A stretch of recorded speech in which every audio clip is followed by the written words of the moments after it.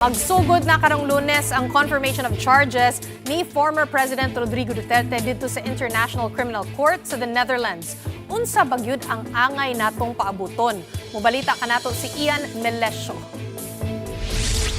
Alas 10 sa buntag sa The Hague o alas 5 sa hapon diri sa ato sa Pilipinas karong Lunes, February 23, himuon na ang confirmation hearing sa kasong Prosecutor versus Rodrigo Roa Duterte sa Pre-Trial Chamber 1 sa International Criminal Court o ICC. Ang Pre-Trial Chamber 1 langkuban og tulo ka mga judges ubos sa pagpanguna ni Presiding Judge Yulia Antonella Mutok. Upat ka adlaw ni nga confirmation of charges sa Courtroom 1. Dito kinahanglang muhatag sa ilang mga verbal arguments ang prosecution, ang depensa ug ang mga abogado sa mga biktima bahin sa merito sa kaso batok sa kanhi presidente. 3 ka oras kada adlaw ang gihatag nga panahon para sa maong hearing. Ang crimes against humanity nga kaso batok kang digong gibahin ni og 3 ka counts for murders. Ang una, 19 ka kasong pagpatay nga nahitabo niadtong siya pa ang mayor sa Davao City nga matud pa binuhatan daw sa iyang Davao Death Squad. Ang ikaduha, mao ang pagpatay sa 14 ka mga high value targets niadtong unang mga katuigan sa paglingkod niya isip presidente sa Pilipinas.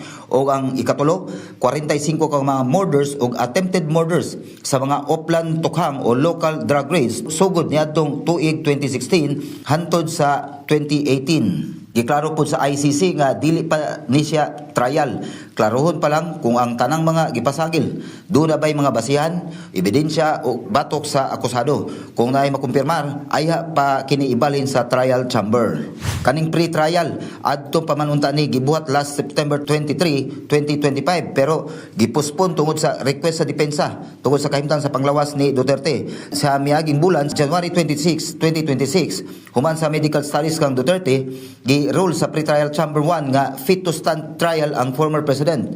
Pero niadtong Domingo, personal nga nisuwat si Digong sa ICC nga di na siya personal nga patambungon sa hearing kay nadawat na daw niya ang iyang kapalaran sa prisuhan. Giaprobahan sab kini dayon sa ICC bisan sa pagsupak sa prosekusyon. Pero giklaro karon nga dili tungod ni sa iyang panglawas kundi tungod sa iyang personal nga hangyo. Kapatid, para sa 1PH, Ian Melesio gikan sa The Freeman Banat News.